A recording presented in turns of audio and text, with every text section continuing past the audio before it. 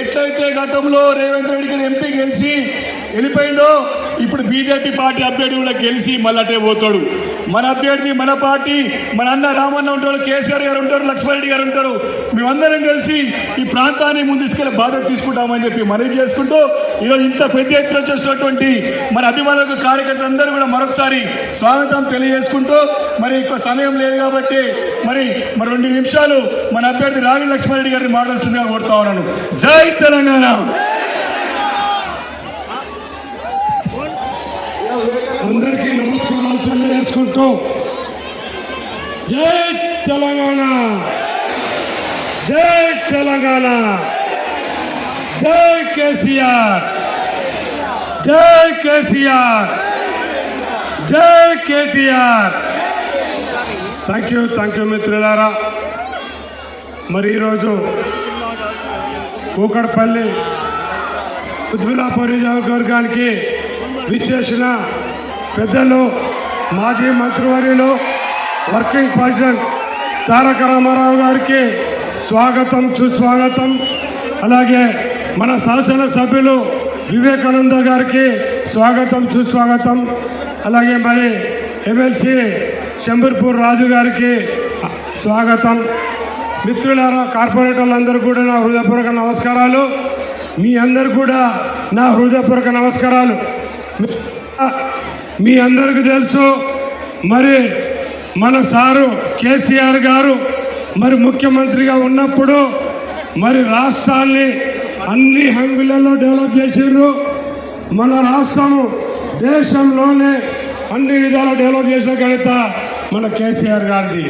అలాగే మిత్రులారా, మన గ్రేటర్ హైదరాబాద్ని మరి మన కేటీఆర్ గారు ప్రపంచ పటంలో చూసుకునే విధంగా డెవలప్ చేసిన ఘనత కూడా మన కేటీఆర్ గారు. మిత్రులారా, మీ అందరికీ తెలుసు, మరి రేవంత్ రెడ్డి మనకు ఇంతకుముందు ఎంపీగా ఉండి మనల్ని అంత మోసం చేసి మొన్న కూడా అసెంబ్లీ ఎలక్షన్లలో మాయ మాటలు చెప్పి మనల్ని మోసం చేసిండు. మీ అందరికీ తెలిసిన విషయమే. అలాంటి వాళ్ళని నమ్మొద్దు మనం. మీ అందరికీ తెలుసు ఆయన మోసగాడని. ఇంకో విషయానికి వస్తే మరి బీజేపీ వాళ్ళు కూడా మరి దేశంలో ఒక వాషింగ్ మిషన్ తెచ్చారు. ఎవరైతే లంగాలు ఉంటారో, ఎవరైతే తప్పుడు పనులు చేస్తారో, ఎవరైతే బ్యాంకులు మోసం చేస్తారో, ఎవరికైతే కేసులుండి క్రిమినల్స్ ఉంటారో వాళ్ళందరినీ తీసుకుపోయి మరి మోడీ గారు ఆ వాషింగ్ మిషన్లో వేసి మరి వాళ్ళని క్లీన్ చేసి తీసుకొస్తున్నా అంటున్నాడు. మిత్రులారా, ప్రతి ఒక్కటి గమనించాలి. మరి నేను నా గురించి మీకు తెలుసు, నేను స్థానికంగా ఉంటాను. మరి వాళ్ళందరూ వచ్చేవాళ్ళు కూడా మరి కాంగ్రెస్ నుంచి వచ్చే అభ్యర్థి మరి తాండూరు నుంచి వస్తుంది, మరో బీజేపీ అభ్యర్థి మరి హుజరాబాద్ నుంచి వస్తున్నాడు. వాళ్ళు ఏం చేస్తారు? ఇంతకుముందు మనం రేవంత్ రెడ్డి గారిని గెలిపిస్తే మరి ఏం చేసిండు? మరి ప్రజలకు పంగనామాలు పెట్టిండు. కాబట్టి మీకు ఒకటే విన్నపించుకుంటున్నా, నేను స్థానికంగా ఉండేవాడిని. గత 25 సంవత్సరాల నుంచి వెళ్ళి ప్రజాసేవలో ఉన్నా, ప్రజాక్షేత్రంలో ఉన్నా. నన్ను ఆశీర్వదించాలి. మరి నన్ను కేసీఆర్ ఆశీర్వదించి మీ దగ్గర పంపించింది కాబట్టి మీరు 13వ తారీఖు రోజున జరిగిన పార్లమెంట్ ఎలక్షన్లలో మరి కారు గుర్తుకు ఓటేసి నన్ను అత్యధిక మెజార్టీతో గెలిపారని చెప్పి కోరుకుంటున్నాను. థ్యాంక్ యూ మిత్రులారా. జై తెలంగాణ. మన ప్రియతమ నాయకులు, మన అందరి అభిమాన నాయకులు, గౌరవనీయులు, మన పార్టీ వర్కింగ్ ప్రెసిడెంట్ అన్నగారు రామారావు అన్నగారు మాట్లాడతారు. జై తెలంగాణ, జై తెలంగాణ.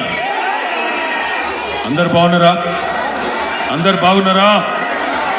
కుత్బుల్లాపూర్లో ముందే జోష్ ఎక్కువ ఉంటుంది. అందరు బాగున్నారా? వినబడుతుందా? బాగున్నారా? ఎమ్మెల్యే సాబ్ మంచిగా పనిచేస్తుండా? ఎమ్మెల్సీ గారు మంచిగా పనిచేస్తుండ్రా? మరి ఎంపీ గారిని చేస్తే ఆయన కూడా జోర్దార్ పనిచేస్తాడు కదా. ఇద్దరు మంచిగా జోర్దార్ జోడెద్దులు ఉన్నారు మీకు. మూడో శక్తి కూడా యాడ్ అయితే గులాబీ జెండాకు కుత్బుల్లాపూర్లో ఏ సమస్య లేకుండా చేసుకోవచ్చు. దయచేసి సోదరులు గౌరవనీయులు రాగిడి లక్ష్మారెడ్డి గారికి, అదేవిధంగా మొన్ననే మీరు అఖండమైన మెజారిటీతో గెలిపించిన మీ ఎమ్మెల్యే సోదరుడు కేపీ వివేకానంద్ గారికి, మా తమ్ముడు మేడ్చల్ బీఆర్ఎస్ పార్టీ అధ్యక్షుడు ఎమ్మెల్సీ షంబీపూర్ రాజు గారికి, వేదిక పైన ఉన్న గౌరవనీయులైన కార్పొరేటర్లందరికీ, వేదిక ముందున్న మా ఆడబిడ్డలకు, అన్నదమ్ములకు పేరు పేరున అందరికీ మరి హృదయపూర్వకంగా శిరస్సు వంచి నమస్కారం తెలియజేసుకుంటా ఉన్నా. ఇక్కడనే కదా మనం ఆ రోజు మీటింగ్ పెట్టింది, ఇక్కడనే కుత్బుల్లాపూర్లో సరిగ్గా 4.5 నెలల కిందట ఆనాడు ఒక మీటింగ్ ఇక్కడే పెట్టుకున్నాం. నిజంగా మీ కుత్బుల్లాపూర్ వాళ్ళు మాట మాత్రం పక్కా. ఆ రోజు నేను ఒక మాట అన్నా, మా తమ్ముడు వివేక్ ని రాష్ట్రంలో హైయెస్ట్ మెజారిటీతో గెలిపించాలని కోరిన. అది నేను ఎందుకన్నానో మరి మీరెందుకు సీరియస్ గా తీసుకున్నారో కానీ మొత్తానికైతే 85,000 ఓట్ల మెజారిటీతో రాష్ట్రంలోనే నంబర్ 1 కాన్స్టిట్యున్సీ కుత్బుల్లాపూర్ అని రుజువు చేసినందుకు మీ అందరికీ పేరు పేరున నేను హృదయపూర్వకంగా ధన్యవాదాలు తెలియజేసుకుంటా ఉన్నా. ఒక్క కుత్బుల్లాపూరే కాదు, గ్రేటర్ హైదరాబాద్ పరిధిలోని ప్రతి సీటు ఇవాళ గులాబీ జెండాకే ఇచ్చి కేసీఆర్ గారి మీద హైదరాబాద్ లో ఎంత అభిమానం ఉందో మీరందరూ చాటి చెప్పినారు. ఒక్కటంటే ఒక్క సీటు కూడా కాంగ్రెస్ పార్టీకి ఇయ్యలే. ఎవ్వరు నమ్మలే, రేవంత్ రెడ్డిని నమ్మలే, కాంగ్రెస్ పార్టీని నమ్మలే.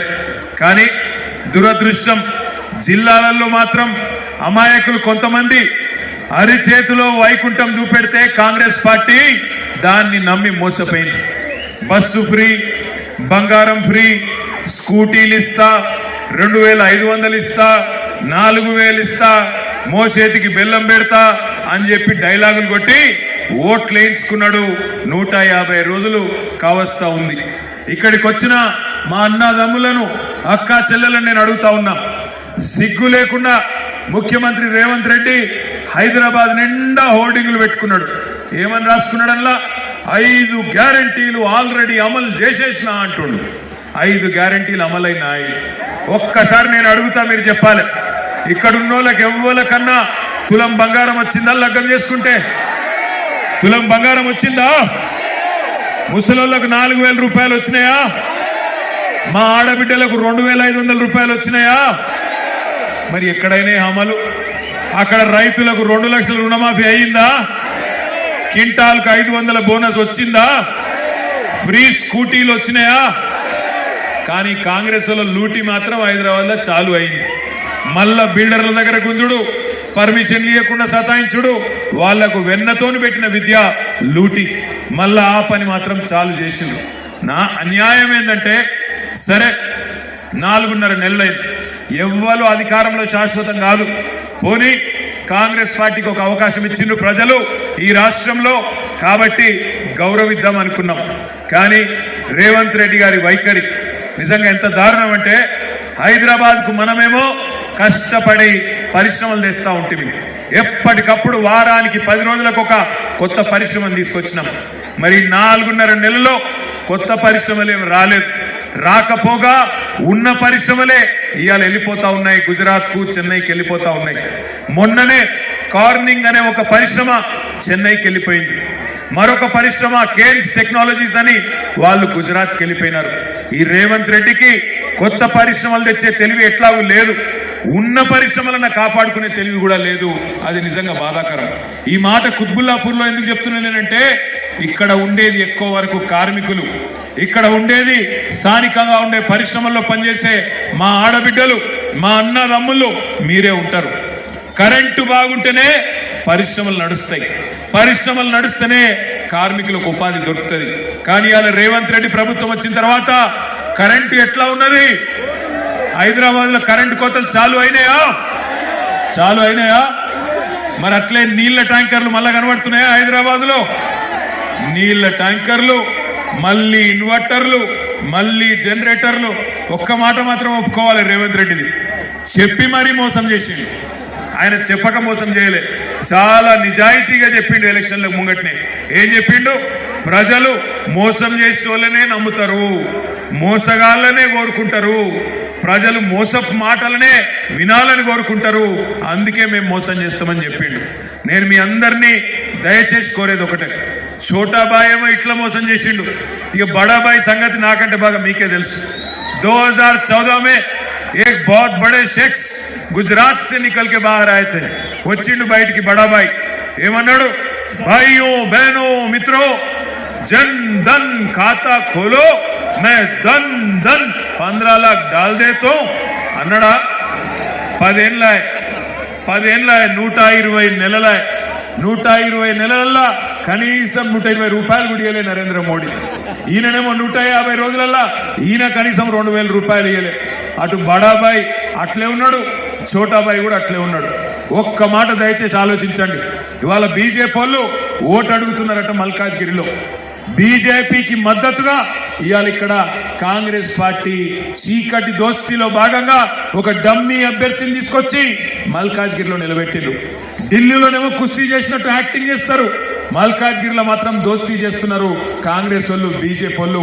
ఆలోచించండి, ఇద్దరు కూడా పొలిటికల్ టూరిస్టులే.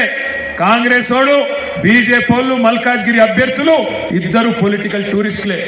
ఒక ఆమెనేమో తాండూరుకి వెళ్ళి వచ్చింది, ఇంకొక ఆయనేమో హుజురాబాద్కి వెళ్ళి వచ్చిండు. రేపు ఓడిపోయినాక ఇద్దరు మళ్ళా హుజురాబాద్ కు తాండూరుకి వెళ్ళిపోతారు. కానీ లక్ష్మారెడ్డి గారు ఇదే మల్కాజ్గిరి పార్లమెంటు బిడ్డ, ఇక్కడనే పుట్టిండు, ఇక్కడనే పెరిగిండు, ఇక్కడనే 25 ఏళ్ల నుంచి రాజకీయ జీవితంలో ఉన్నాడు, మీ అందరి సేవలో ఉన్నాడు. నేను మనస్ఫూర్తిగా మిమ్మల్ని కోరేది ఒకటే, మీలో హైదరాబాద్ లో ముఖ్యంగా ఇలా చాలా బాధ ఉంది. ఎందుకంటే మొత్తం సీట్లన్నీ మేము కేసీఆర్కే ఇచ్చినాం, మళ్ళా కేసీఆర్ ముఖ్యమంత్రి కావాలని కోరుకున్నాం. కానీ జిల్లాలో ఉన్న వాళ్ళు వేరే రకంగా ఆలోచన చేసిండ్రు. అందుకే కొద్దిపాటి తేడాతోని 1.8% తోని ముఖ్యమంత్రిగా కేసీఆర్ లేరు అనే బాధ హైదరాబాద్ లో ఎక్కడ పోయినా మా అన్నలు తమ్ములు మాకు చెప్తా ఉన్నారు. అందుకే నేను మీ అందరినీ ప్రార్థించేది ఒకటే, మరి కేసీఆర్ గారు ఉన్నప్పుడే బాగుండే అనేటోళ్ళు ఒక్కసారి చేయలేవటండి. వారే వా, ప్రతి ఒక్కరు అట్లే అనుకుంటున్నారు హైదరాబాద్ లో. నేను అన్నది ఉత్తమట కాదు. మరి మళ్ళీ మిమ్మల్ని నేను కోరేది ఒకటే ఒకటి, ఇద్దరి సంగతి తెలిసిపోయింది. బడాబాయ్ మోసం తెలిసింది, ఆయన 2 కోట్ల ఉద్యోగాల సంగతి తెలిసింది, 15 లాఖ్ సంగతి తెలిసింది. దేశంలో ఆయన ఎవ్వరికి ఏం చేయలేదన్న విషయం కూడా మీకు తెలిసింది. ఇక చోటాబాయ్ ఎంత పెద్ద మోసగాడో అంతకంటే బాగా మీకు అర్థమైంది. అందుకే నేను మిమ్మల్ని కోరేది, కేసీఆర్ లేడన్న మీ బాధ ఏదైతే ఉందో ఆ బాధ పోవాలంటే మీరు మాకు 10-12 ఎంపీ సీట్లు ఇవ్వండి. సంవత్సరం తిరిగే లోపల తిరిగి కేసీఆర్ గారు రాష్ట్ర రాజకీయాన్ని శాసించే పరిస్థితి వస్తుంది. మీరు మల్కాజ్గిరి పార్లమెంట్ గెలిపియండి. ఎట్లా కేసీఆర్ గారు మళ్ళీ తిరిగి రాష్ట్ర రాజకీయాన్ని శాసించరో నేను చూస్తా. 6 నెలల నుంచి సంవత్సరం లోపలనే మళ్ళీ కేసీఆర్ బ్రహ్మాండంగా మీకు అద్భుతంగా మళ్ళీ సేవ చేసే అవకాశం వస్తుంది. దయచేసి నేను మిమ్మల్ని కోరేది ఒకటే, ఆగం కాకండి. ఎలక్షన్ అనగానే ఆగమాగం కావద్దు. ఇప్పుడు బీజేపీ వాళ్ళు వస్తున్నారు, ఏంద్రా అయ్యా మీకు ఎందుకు ఓటేయాలంటే కారణాలు ఏం చెప్పరు. 10 ఏళ్లలో ఈ హైదరాబాద్ మహానగరానికి వరదలు వచ్చినప్పుడు కనబడలే బీజేపీ వాళ్ళు. మనకు ఆనాడు వర్షాలు వచ్చి కాలనీలు మునిగిపోతే గిదే వివేక్ తిరిగిండు, గదే షమీపూర్ రాజు తిరిగిండు తప్ప ఏ బీజేపీ వాడు కనబడలే. రూపాయి సహాయం చేయలే, ఒక్క రూపాయి సహాయం చేయలే. మెట్రో కట్టుకుంటున్నాం, సహాయం చేయండి అంటే రూపాయి సహాయం చేయలే. ఇవాళ హైదరాబాద్ లో ఏ గల్లీకి పోయినా బ్రహ్మాండమైన అభివృద్ధి ఇవాళ మీ ఎమ్మెల్యే గారి నేతృత్వంలో కనబడతా ఉన్నది. అందులో ఒక్క రూపాయి కూడా బీజేపీ పాత్ర లేదు అనే మాట కూడా నేను మీకు విజ్ఞప్తి చేస్తా ఉన్నాను. ఇక్కడికి వచ్చిన బీజేపీ అభ్యర్థిని అడగండి, అన్న 10 ఏళ్లలో నరేంద్ర మోడీ హైదరాబాద్ కు ఇచ్చిందేంది? ఒక్క కాలేజ్ ఇచ్చిండా? ఒక్క గుడి కట్టించిండా? ఒక్క పాఠశాల పెట్టిండా? ఎందుకు ఓటేయాలి నరేంద్ర మోడీకి అని అడగండి. ఏమన్నా అడిగితే ఒక్కటే ఒక్క ముచ్చట చెప్పు, ఏమంటారు? జై శ్రీరామ్. గుడి కట్టినాం, మాకే గుద్దుండ్రి. గుడి కట్టినందుకే గుద్దాలి మీకంటే మరి కేసీఆర్ గారు 4 ఏళ్ల కిందటనే బ్రహ్మాండమైన గుడి యాదగిరి లక్ష్మీ నరసింహస్వామి ఆలయం కట్టించలేదా? యాదాద్రి దేవాలయం కట్టించలేదా? ప్రాచీన శిల్పకళా సంపదను నవీన కళాకారులతో అద్భుతంగా కట్టియలేదా కేసీఆర్ గారు? యాదగిరి గుట్ట మనకు తెలియదా? లక్ష్మీ నరసింహస్వామి తెలియదా?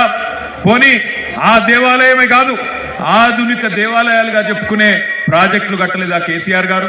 ఒక కాళేశ్వరం ప్రాజెక్టు, రిజర్వాయర్లు, చెరువులు, మన హైదరాబాద్ కు శాశ్వతంగా మంచినీటి కోసం తీర్చే పాలమూరు రంగారెడ్డి ఎత్తిపోతల పథకం, ఇవన్నీ కట్టలేదా కేసీఆర్ గారు? దేవాలయాలు కట్టిండు, ఆధునిక దేవాలయాలు కూడా కట్టిండు. అదే విధంగా మతం పేరు మీదనే ఓటేయాలనుకుంటే నేను అడుగుతున్నది ఒకటే, హైదరాబాద్లో ఇవాళ ఎక్కడెక్కడి నుంచో భారతదేశంలోని ఎన్నో రాష్ట్రాల నుంచి ఇక్కడికి వచ్చి బతుకు తెరువు కోసం వచ్చిన అన్నదమ్ములు ఉన్నారు. ఎవరైనా ఏం కోరుకుంటాం? హైదరాబాద్ మనందరికీ అన్నం పెట్టిన అమ్మ. అట్లాంటి హైదరాబాద్లో ఏం కోరుకుంటాం? మనం అందరం కలిసిమెలిసి ఉండాలి, అన్నదమ్ములు లెక్క ఉండాలి, మత సామరస్యంతో ఉండాలి, హిందూ అయినా ముస్లిం అయినా క్రిస్టియన్ అయినా కలిసి ఉండాలని కోరుకుంటాం. కానీ బీజేపీ వాళ్ళు ఏం కోరుకుంటారు? ముస్లింలను ఇవాళ ఉద్దేశపూర్వకంగా ఈ భారతదేశ ప్రధానమంత్రి నరేంద్ర మోడీ అవమానిస్తా ఉన్నాడు. ఎక్కువ పిల్లలు కంటారు, వాళ్ళకే ఎక్కువ సంపద పోతుంది అని 10 ఏళ్ళు ప్రధానమంత్రి పనిచేసిన ఆయన ఇంత దివాలా కోరుతనంతో మాట్లాడొచ్చా? ఇంత నీతి లేని రాజకీయం చేయొచ్చా? ఆలోచించండి. ఇట్లాంటి హైదరాబాద్ మనకు విశ్వనగరంగా ఉండే హైదరాబాద్ కావాలా? బీజేపీ వస్తే ఒక విషనగరంగా మారే హైదరాబాద్ కావాలా? హిందువులు ముస్లింల మధ్యన చిచ్చు పెట్టే దిక్కుమాలిన రాజకీయం కావాలనా? లేదా హిందూ అయినా ముస్లిం అయినా మనిషి ఎవడైనా మతం ఏదైనా వాళ్ళ పేదరికమే ముఖ్యం, వాళ్ళని కాపాడుకోవడమే ముఖ్యమనే కేసీఆర్ గారి విధానం ముఖ్యమా? ఆలోచించండి. మీ అందరికీ దండం పెట్టి చెప్తున్నా, హైదరాబాద్ కు ఇవాళ ప్రపంచ పటంలో ఒక ప్రత్యేక గుర్తింపు ఉంది. దీన్ని కూడా వేరే నగరాల లెక్క బీజేపీని తీసుకొచ్చి నాశనం చేసుకోవద్దు. ఇక్కడ బీజేపీ వచ్చింది అంటే మనకు మళ్ళీ దీన్ని ఒక విష నగరంగా మార్చే ప్రయత్నం చేస్తుంది. దయచేసి ఆలోచించండి, ఆగం కాకండి.